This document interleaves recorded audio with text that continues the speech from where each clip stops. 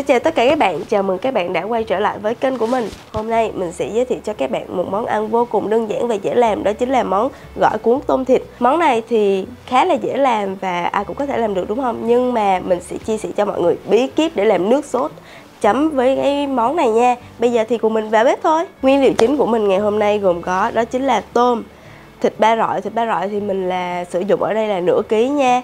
Bánh tráng, bơ đậu phộng, tương hột nè, bún và gồm các loại rau như là rau xà lách nè, hẹ nè, chanh và thơm nha. Ngoài ra mình còn có một nước chấm đặc biệt, đó chính là mắm nêm. Bây giờ thì cùng mình vào sơ chế nguyên liệu thôi nào. Tiếp đến thì mình sẽ bắt đầu ngâm tôm hơn. Mình sẽ cho vào đây là một ít nước và đá nha. Mình sẽ cho vào đây là một ít muối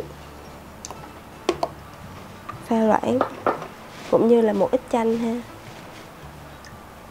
Và sau đó mình sẽ ngâm tôm. Cái này mình sẽ giúp cho tôm nó hết tanh và nó cũng sẽ không còn nhảy nữa ha. Tiếp đến thì mình sẽ rửa thịt luôn nha. Mình sẽ cũng cho một ít muối vào đây. Mình sẽ rửa thịt trong nước muối pha loãng nha. Cái phần da này các bạn nhớ cạo sạch cho mình ha. Và xắt chanh vào đây.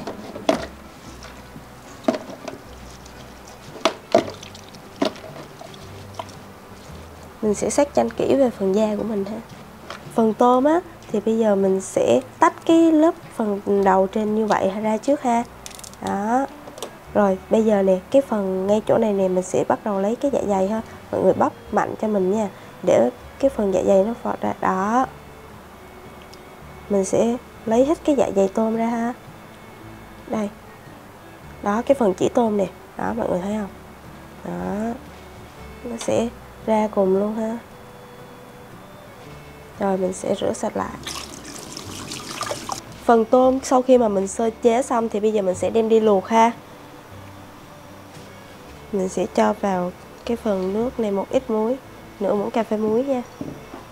Sau đó mình sẽ cho tôm vào. Mình sẽ luộc tôm trong vòng khoảng là 5 tới 7 phút ha.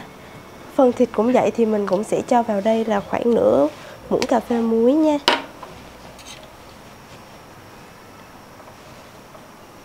Trước khi mà cho thịt vào thì mình sẽ cho vào đây là 3 củ hành tím đập dập nha, để cho khử được cái mùi tanh của thịt của mình á, và nó sẽ thơm hơn ha. Và bây giờ mình sẽ cho thịt vào.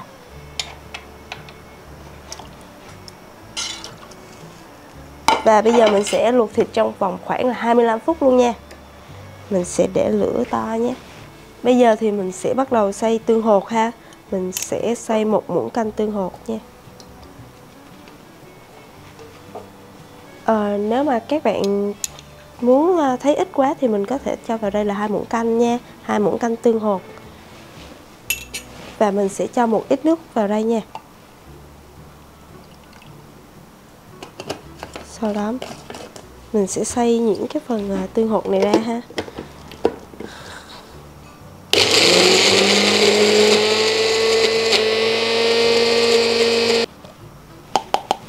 Đây, sẽ nhuyễn như vậy nha. Đó, các bạn thấy không? Sẽ nhuyễn như vậy cho mình nha, để không còn cái gì lộn cộm hết. Đó, nhuyễn như vậy luôn ha. Sau 5 phút thì phần tôm của mình cũng đã chín rồi ha. Sau khi chín thì mình sẽ vớt liền vào thau đá. Mình sẽ bỏ vô thau đá nha, để cho cái tôm của mình nó sẽ được giòn hơn nè, giữ được độ tươi ha.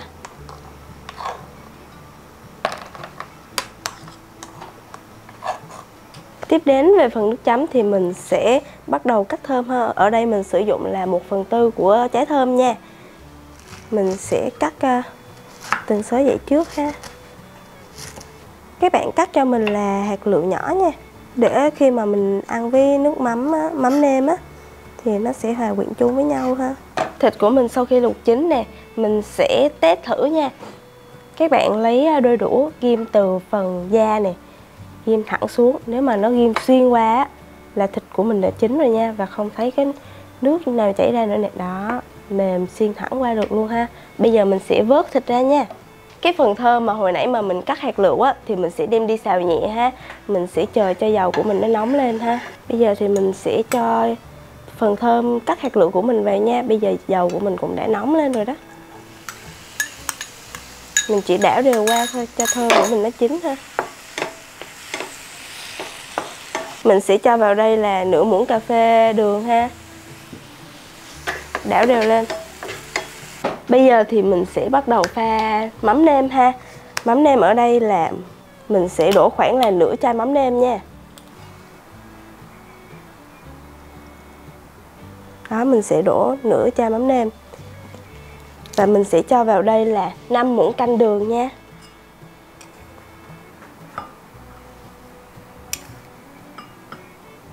Tiếp đến là 5 muỗng canh nước lọc nha.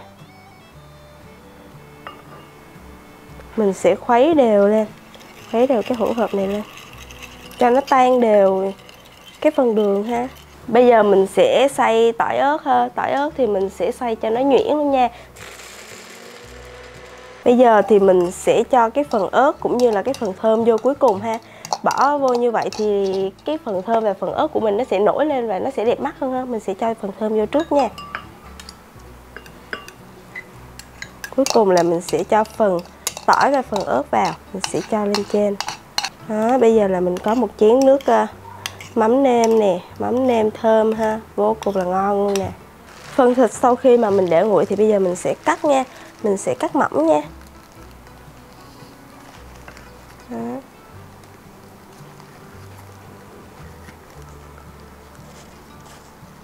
Phần tôm thì bây giờ mình sẽ lột vỏ ha.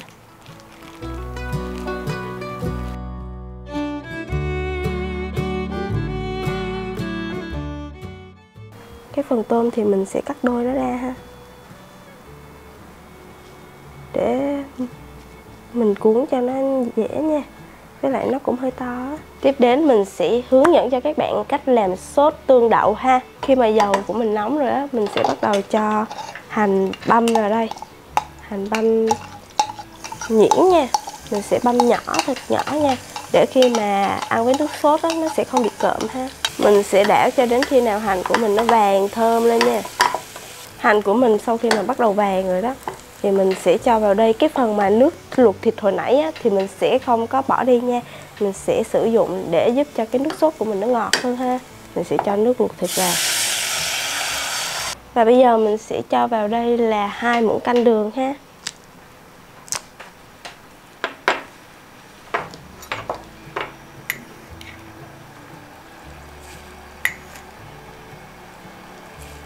Tiếp đến mình sẽ cho vào đây là 1 muỗng canh bơ đậu phộng á. Cái mùi nó bắt đầu dậy lên rồi nè, nó thơm lên rồi nè. Phần mà tương hột hồi nãy mà mình xay á, mình cũng sẽ cho vào đây là 1 muỗng canh luôn nha. Và mình sẽ cho vào đây là 1 muỗng nước tương, 2 muỗng canh tương ớt ha.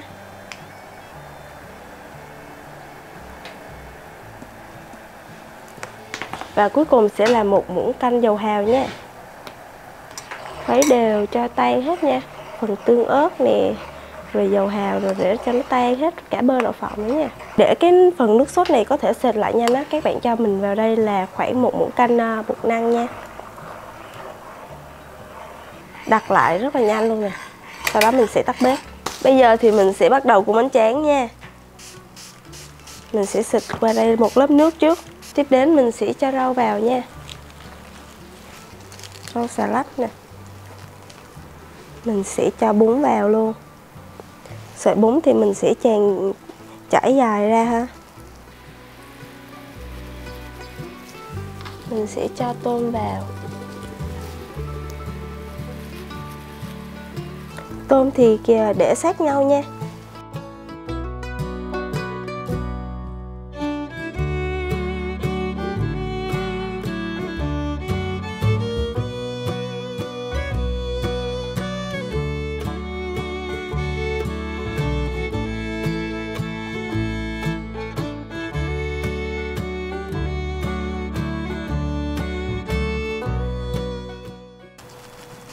Và như vậy là gỏi cuốn của mình đã hoàn thành rồi nha. Và mình cứ tiếp tục như vậy cho đến hết luôn ha. Sau khi mà mình cuốn xong cái phần bánh tráng của mình á, thì mình sẽ bọc đây một lớp bọc nha, để cho cái bánh tráng của mình nó sẽ không có bị dính á.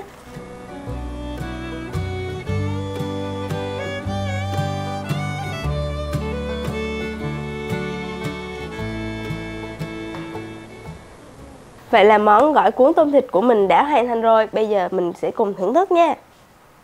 Mình sẽ chấm với cái nước sốt tương đậu này trước ha. Đây.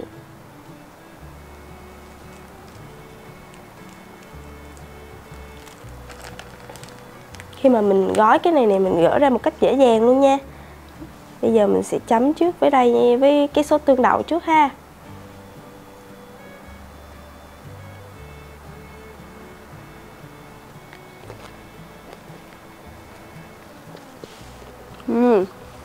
Cái phần tương đậu của mình nó thơm thơm cái vị bơ nè, béo béo nè, hòa quyện với nhau ăn cùng với bún, thịt và tôm giòn giòn nữa. Mình thấy khá là hợp khẩu vị mình luôn. Tiếp đến thì mình sẽ thử với mắm nêm nha. Món mình mong chờ nhất luôn. Quệt một ít thơm nữa ha.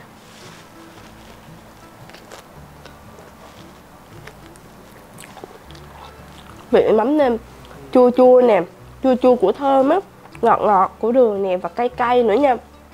Hòa quyện cùng với cái mắm nêm nó thơm, ăn rất là dính luôn á. Mình nghĩ là cái gỏi cuốn này nè, các bạn chấm với mắm nêm thì sẽ dính hơn nha. Ok, và đây là phần gỏi cuốn tôm thịt của mình. Nếu mà các bạn thấy video này hay thì các bạn nhớ cho mình một like, một share và một comment nha. Và đặc biệt là nếu các bạn mà thử làm được hai cái phần nước sốt như vậy nè, mắm nêm và sốt tương đậu mà thành công thì bình luận cho mình biết nữa nha. Bye bye và hẹn gặp lại các bạn vào những video tiếp theo.